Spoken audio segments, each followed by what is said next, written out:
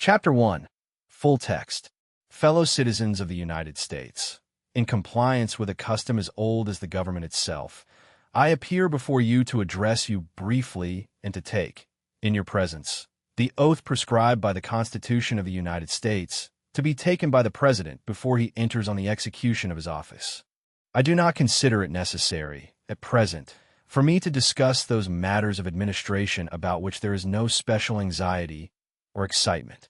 Apprehension seems to exist among the people of the southern states that by the accession of a Republican administration, their property and their peace and personal security are to be endangered. There has never been any reasonable cause for such apprehension. Indeed, the most ample evidence to the contrary has all the while existed and been open to their inspection. It is found in nearly all the published speeches of him who now addresses you. I do but quote from one of those speeches when I declare that I have no purpose, directly or indirectly, to interfere with the institution of slavery in the states where it exists. I believe I have no lawful right to do so, and I have no inclination to do so. Those who nominated and elected me did so with full knowledge that I had made this and many similar declarations, and had never recanted them. And, more than this, they placed in the platform for my acceptance, and as a law to themselves and to me, the clear and emphatic resolution which I now read. Resolved, that the maintenance inviolate of the rights of the states, and especially the right of each state to order and control its own domestic institutions according to its own judgment exclusively, is essential to that balance of power on which the perfection and endurance of our political fabric depend, and we denounce the lawless invasion by armed force of the soil of any state or territory, no matter under what pretext, as among the gravest of crimes. I now reiterate these sentiments, and in doing so, I only press upon the public attention the most conclusive evidence of which the case is susceptible, that the property, peace, and security of no section are to be in any wise endangered by the now incoming administration. I add, too, that all the protection which, consistently with the Constitution and the laws, can be given, will be cheerfully given to all the states when lawfully demanded, for whatever cause, as cheerfully to one section as to another. There is much controversy about the delivering up of fugitives from service or labor. The clause I now read is as plainly written in the Constitution as any other of its provisions. No person held to service or labor in one state, under the laws thereof, escaping into another, shall in consequence of any law or regulation therein be discharged from such service or labor, but shall be delivered up on claim of the party to whom such service or labor may be due. It is scarcely questioned that this provision was intended by those who made it for the reclaiming of what we call fugitive slaves, and the intention of the lawgiver is the law. All members of Congress swear their support to the whole Constitution, to this provision as much as to any other. To the proposition, then, that slaves whose cases come within the terms of this clause shall be delivered up, their oaths are unanimous. Now, if they would make the effort in good temper, could they not with nearly equal unanimity frame and pass a law by means of which to keep good that unanimous oath? There is some difference of opinion whether this clause should be enforced by national or by state authority, but surely that difference is not a very material one. If the slave is to be surrendered, it can be of but little consequence to him or to others by which authority it is done. And should any one in any case be content that his oath shall go unkept on a merely unsubstantial controversy as to how it shall be kept? Again, in any law upon this subject, ought not all the safeguards of liberty known in civilized and humane jurisprudence to be introduced, so that a free man be not, in any case, surrendered as a slave? And might it not be well at the same time to provide by law for the enforcement of that clause in the Constitution which guarantees that the citizen of each state shall be entitled to all privileges and immunities of citizens in the several states? I take the official oath today with no mental reservations, and with no purpose to construe the Constitution or laws by any hypercritical rules. And while I do not choose now to specify particular acts of Congress as proper to be enforced, I do suggest that it will be much safer for all, both in official and private stations, to conform to and abide by all those acts which stand unrepealed, than to violate any of them, trusting to find impunity in having them held to be unconstitutional. It is 72 years since the first inauguration of a president under our national Constitution. During that period, 15 different and greatly distinguished citizens have, in succession, administered the executive branch of the government. They have conducted it through many perils and generally with great success. Yet, with all this scope of precedent, I now enter upon the same task for the brief constitutional term of 4 years under great and peculiar difficulty. A disruption of the federal union, heretofore only menaced, is now formidably attempted. I hold that, in contemplation of universal law and of the Constitution, the union of these states is perpetual. Perpetuity is implied, if not expressed, in the fundamental law of all national governments. It is safe to assert that no government proper ever had a provision in its organic law for its own termination. Continue to execute all the express provisions of our national Constitution, and the Union will endure forever, it being impossible to destroy it except by some action not provided for in the instrument itself. Again, if the United States be not a government proper, but an association of states in the nature of contract merely, can it, as a contract, be peaceably unmade by less than all the parties who made it? One party to a contract may violate it, break it, so to speak, but does it not require all to lawfully rescind it? Descending from these general principles, we find the proposition that in legal contemplation the Union is perpetual confirmed by the history of the Union itself. The Union is much older than the Constitution. It was formed, in fact, by the Articles of Association in 1774. It was matured and continued by the Declaration of Independence in 1776. It was further matured, and the faith of all the then 13 states expressly plighted and engaged that it should be perpetual by the Articles of Confederation in 1778. And, finally, in 1787, one of the declared objects for ordaining and establishing the Constitution was to form a more perfect union. But if the destruction of a union by one or by a part only of the states be lawfully possible, the union is less perfect than before the Constitution, having lost the vital element of perpetuity. It follows from these views that no state upon its own mere motion can lawfully get out of the union. The resolves and ordinances to that effect are legally void, and that acts of violence, within any state or states, against the authority of the United States, are insurrectionary or revolutionary, according to circumstances. I therefore consider that in view of the Constitution and the laws, the Union is unbroken, and to the extent of my ability, I shall take care, as the Constitution itself expressly enjoins upon me, that the laws of the Union be faithfully executed in all the states. Doing this I deem to be only a simple duty on my part, and I shall perform it so far as practicable, unless my rightful masters, the American people, shall withhold the requisite means, or in some authoritative manner direct the contrary. I trust this will not be regarded as a menace, but only as the declared purpose of a union that it will constitutionally defend and maintain itself. In doing this, there needs to be no bloodshed or violence, and there shall be none, unless it be forced upon the national authority. The power confided to me will be used to hold, occupy, and possess the property and places belonging to the government, and to collect the duties and imposts. But beyond what may be necessary for these objects, there will be no invasion, no using of force against or among the people anywhere. Where hostility to the United States, in any interior locality, shall be so great and universal as to prevent competent resident citizens from holding the federal offices, there will be no attempt to force obnoxious strangers among the people for that object. While the strict legal right may exist in the government to enforce the exercise of these offices, the attempt to do so would be so irritating and so nearly impracticable withal, that I deem it better to forego for the time the uses of such offices. The mails, unless repelled, will continue to be furnished in all parts of the Union.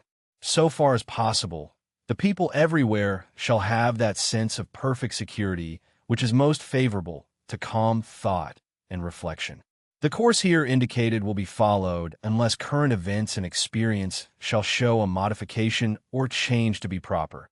And in every case and exigency, my best discretion will be exercised according to circumstances actually existing, and with a view and a hope of a peaceful solution of the national troubles and the restoration of fraternal sympathies and affections.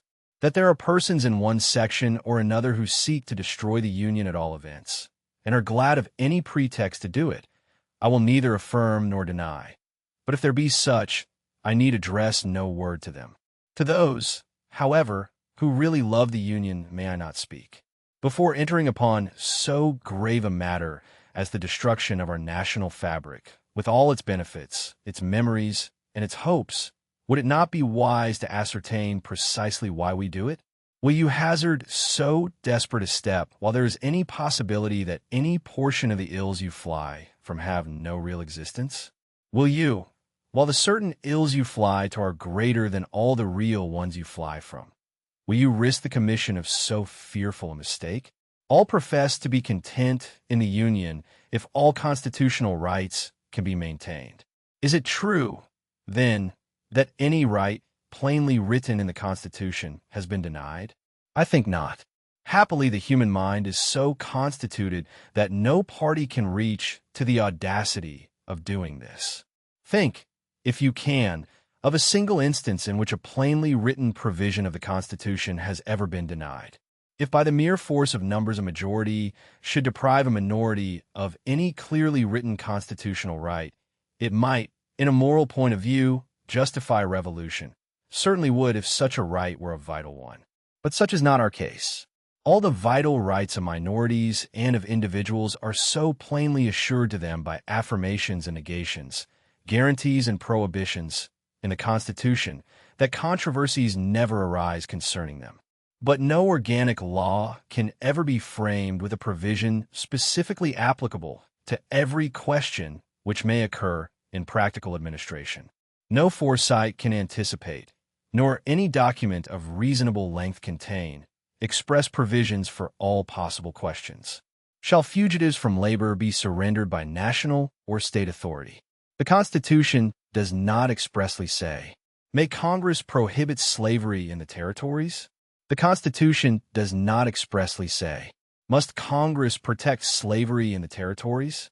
The Constitution does not expressly say, from questions of this class spring all our constitutional controversies, and we divide upon them into majorities and minorities. If the minority will not acquiesce, the majority must, or the government must cease.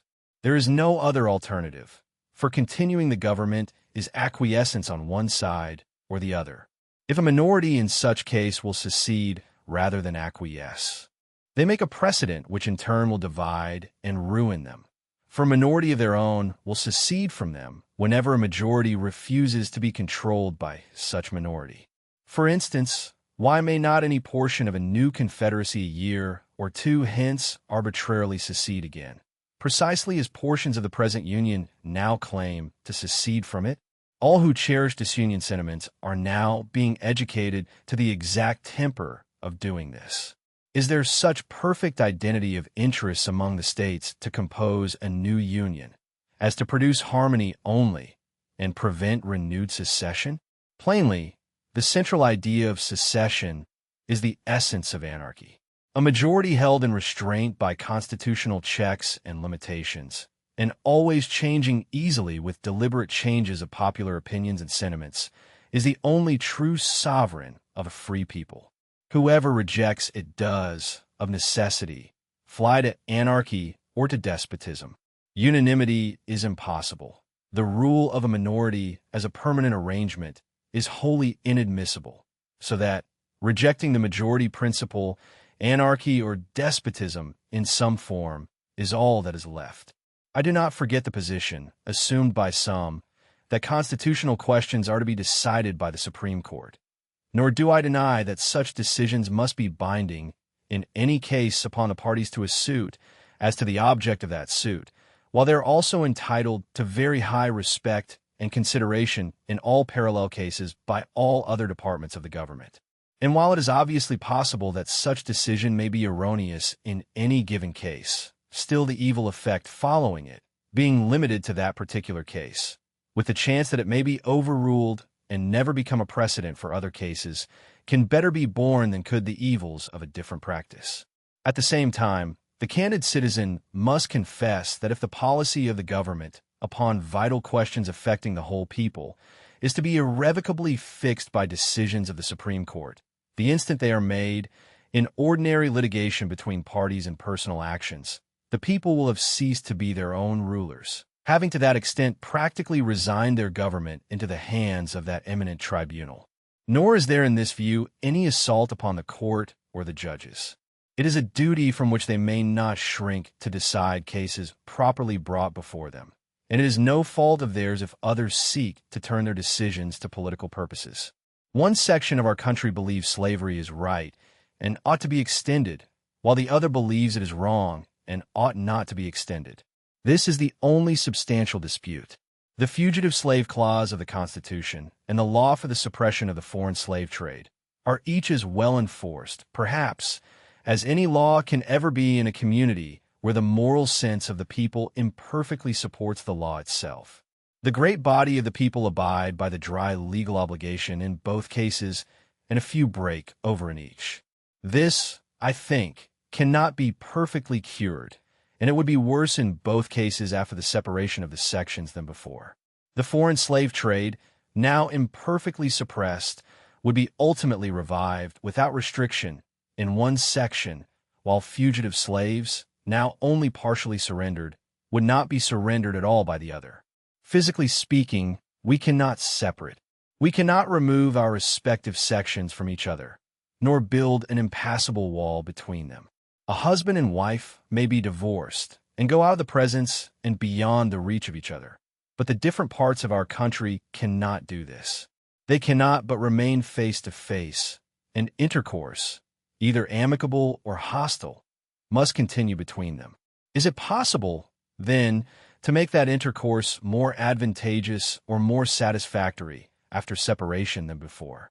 Can aliens make treaties easier than friends can make laws? Can treaties be more faithfully enforced between aliens than laws can among friends? Suppose you go to war, you cannot fight always, and when, after much loss on both sides, and no gain on either, you cease fighting, the identical old questions as to terms of intercourse are again upon you. This country, with its institutions, belongs to the people who inhabit it. Whenever they shall grow weary of the existing government, they can exercise their constitutional right of amending it, or their revolutionary right to dismember or overthrow it. I cannot be ignorant of the fact that many worthy and patriotic citizens are desirous of having the national constitution amended. While I make no recommendation of amendments, I fully recognize the rightful authority of the people over the whole subject to be exercised in either of the modes prescribed in the instrument itself, and I should, under existing circumstances, favor rather than oppose a fair opportunity being afforded the people to act upon it. I will venture to add that to me the convention mode seems preferable in that it allows amendments to originate with the people themselves, instead of only permitting them to take or reject propositions originated by others not especially chosen for the purpose, and which might not be precisely such as they would wish to either accept or refuse. I understand a proposed amendment to the Constitution, which amendment, however, I have not seen, has passed Congress to the effect that the federal government shall never interfere with the domestic institutions of the states, including that of persons held to service. To avoid misconstruction of what I have said, I depart from my purpose not to speak of particular amendments, so far as to say that, holding such a provision to now be implied constitutional law, I have no objection to its being made express and irrevocable. The chief magistrate derives all his authority from the people, and they have conferred none upon him to fix terms for the separation of the states. The people themselves can do this also if they choose, but the executive, as such, has nothing to do with it. His duty is to administer the present government as it came to his hands, and to transmit it, unimpaired by him, to his successor. Why should there not be a patient confidence in the ultimate justice of the people? Is there any better or equal hope in the world? In our present differences, is either party without faith of being in the right? If the almighty ruler of nations, with his eternal truth and justice, be on your side of the north, or on yours of the south, that truth and that justice will surely prevail by the judgment of this great tribunal, the American people. By the frame of the government under which we live, this same people have wisely given their public servants but little power for mischief, and have, with equal wisdom, provided for the return of that little to their own hands at very short intervals.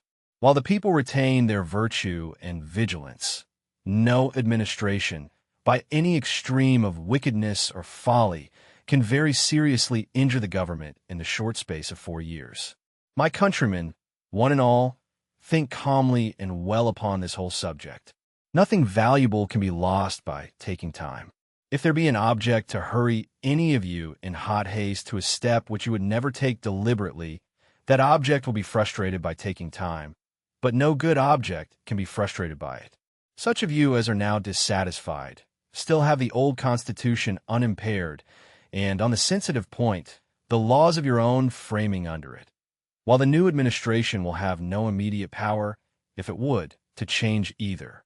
If it were admitted that you who are dissatisfied hold the right side in the dispute, there still is no single good reason for precipitate action. Intelligence, patriotism, Christianity, and a firm reliance on Him who has never yet forsaken this favored land are still competent to adjust in the best way all our present difficulty. In your hands, my dissatisfied fellow countrymen, and not in mine, is the momentous issue of civil war. The government will not assail you. You can have no conflict without being yourselves the aggressors.